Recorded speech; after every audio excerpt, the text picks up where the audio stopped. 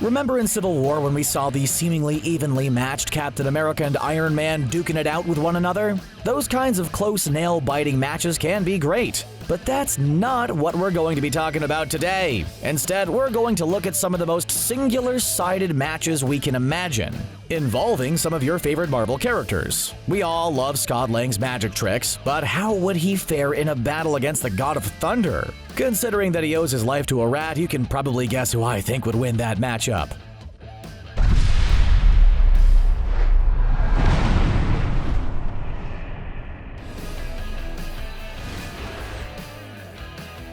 Let's start out with a matchup involving two beloved comic book characters that haven't made their debut in the MCU yet. I'm still holding out hope that we'll see Namor the Submariner on the big screen sooner rather than later, but this video isn't about my dreams versus the machinations of Disney, even though that's also an unfairly balanced fight. So in one corner, we have Namor, King of Atlantis, whose superhuman stats are absolutely stacked. On top of that, he can breathe underwater indefinitely and control all forms of marine life. He can also fly, control water, and is a master of combat. Basically, as long as he stays hydrated, he stays fighting. And then there's Johnny Storm, also known as the Human Torch, a character who is quite literally on fire. So in the matchup between fire and water, well, you don't have to be a Pokemon master to figure out who's going to win.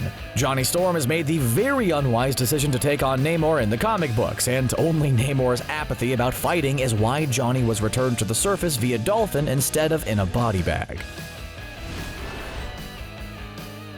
Doctor Strange and Loki are both talented magic users, but in the MCU, they're not quite as powerful as they are in the comics. But hey, they've been around in the comic books a lot longer, and I'm sure they'll catch up eventually. But for the sake of this matchup, let's go ahead and compare Doctor Strange and Loki. Well, actually, they've already had the pleasure of meeting during Thor Ragnarok, but it didn't really go well for Loki, who was left falling in an endless loop. Sure, Loki has magic of his own, but his tricks only really seem to work well on his brother, who definitely isn't one of the savviest superheroes in the MCU. Meanwhile, Doctor Strange was able to stand up to heavy hitters like Dormammu. He was even able to bargain with Thanos and live to tell about it. At least momentarily, while Loki didn't escape his encounter with Thanos. Interference from the Infinity Stones aside, Doctor Strange is a more powerful sorcerer than Loki, even in the MCU version. If Thor didn't show up to retrieve him during Ragnarok, he might still be falling to this day, which would make the Loki show on Disney Plus pretty boring. But who am I kidding, I'd still watch the heck out of it. It seems like the MCU version of Drax must have given himself the nickname The Destroyer, since we really haven't seen him destroy much of anything. In fact, for a guy who brags about his fighting prowess, he's downright weak in comparison to a lot of other characters. His strength is strictly physical, which means he wouldn't do very well in a fight against someone like Vision. In Drax's defense, even the MCU version of Vision is one of the most powerful characters around. He can fly and shoot energy beams, and his whole entire body is made out of vibranium. Good luck punching through that, Drax. This Guardian of the Galaxy favors close quarters combat, but Vision could easily blast him back into outer space without getting anywhere close to him. Honestly, the only chance Drax has of even surviving an adversarial encounter with Vision is to just rely on his powers of invisibility. Yeah, he's doomed. Sorry, Drax.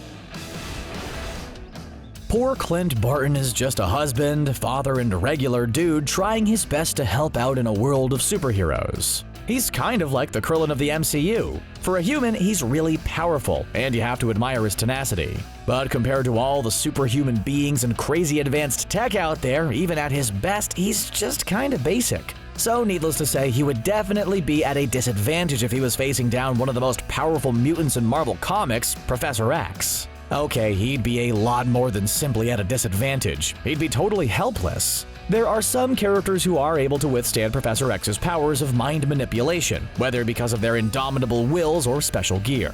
But we've seen Clint totally under the control of Loki, who we've already established isn't even on the same level of human sorcerer Doctor Strange. Unless Clint starts learning how to cast spells, he'll never be a match for more powerful characters like Professor X. Even the fanciest of his arrows can't combat mind control.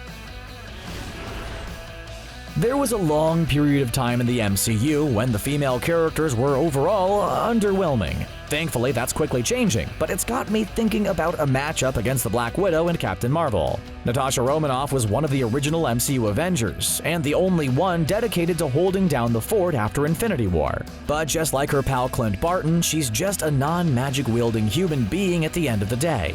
Sure, she's a really cool one, but coolness doesn't win battles. For that, you need a massive amount of power. Like, for instance, the kind of power that lets you punch through a spaceship. In Natasha's defense, it seems like very few current MCU characters would stand a chance of taking out Captain Marvel. If we're talking about massively overpowered matchups, then it's as simple as matching up Carol Danvers and any human without Magic Infinity Stone enhanced powers. Natasha's skilled in espionage, but even if she managed to figure out all the facts about Carol, she'd still need to come up with a way to defeat her. And she'd have to do all of that before Captain Marvel finished her off with a single energy blast. Even for a pro like Natasha, it just doesn't seem possible.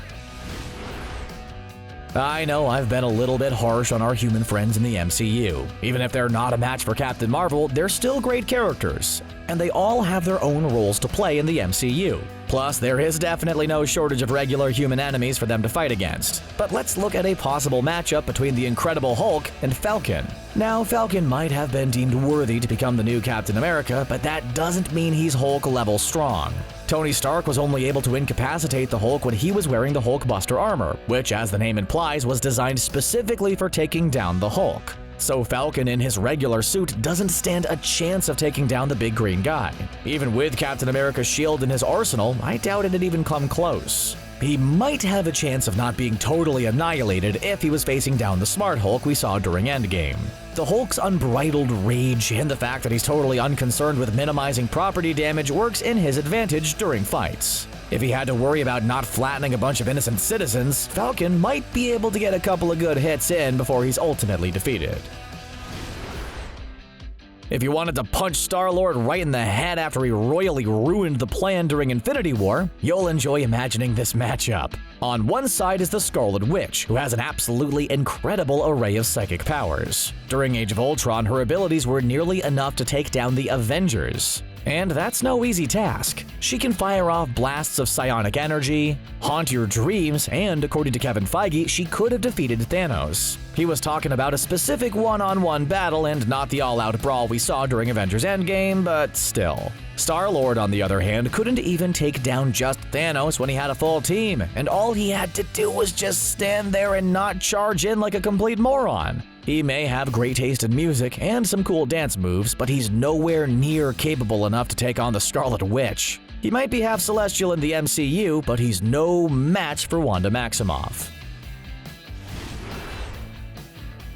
The fact that Scott Lang managed to go from being an ex-convict and ex-Baskin-Robbins employee to being a superhero is pretty impressive. But even though he's been trained by Hope Van Dyne and mastered the use of his Ant-Man suit, he's still nowhere as strong as Thor. We all know that if the Grandmaster hadn't intervened, Thor would have absolutely trounced the Incredible Hulk during Ragnarok, but at least it would have been a pretty close fight. Ant-Man, on the other hand, would definitely not be able to stand up against Thor. Sure, he can grow giant, but only for a little while before he falls asleep. He can also shrink, which is a handy talent, but Thor doesn't rely on any gear or tech he could sabotage by turning tiny. Thor is strong enough to stand up to Ant-Man's tiny yet powerful punches and deliver back a lightning blast of his own. The only way Ant-Man could defeat Thor would be if he crawled into a very delicate area and expanded, the way many fans hoped he would deal with Thanos during Endgame. But since I have a feeling Disney would never let that happen, I feel confident saying that Thor would absolutely annihilate Ant-Man in a battle.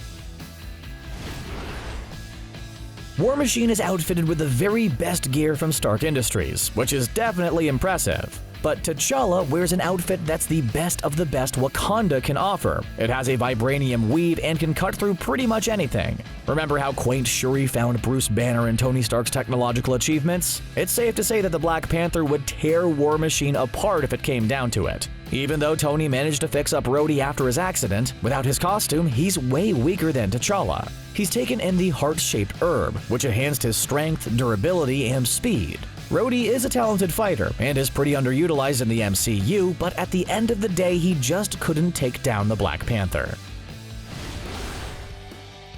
In the comic books, Mantis is a tough-as-nails warrior and an incredible martial artist. In the MCU, Mantis, well, she can make people fall asleep.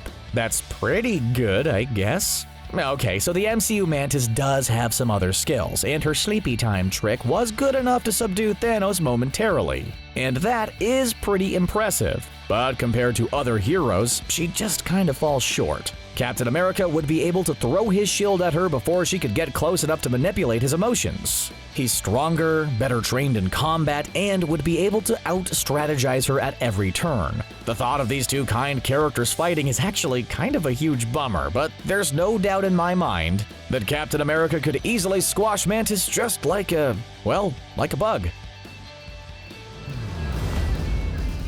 What do you think about these Marvel matchups? Are there any more mismatched pairs you'd like to see fight against each other? Let us know what you think down in the comment section below. And then click on that old subscribe button for more videos from CBR. Thanks a lot for watching, and we'll see you again next time.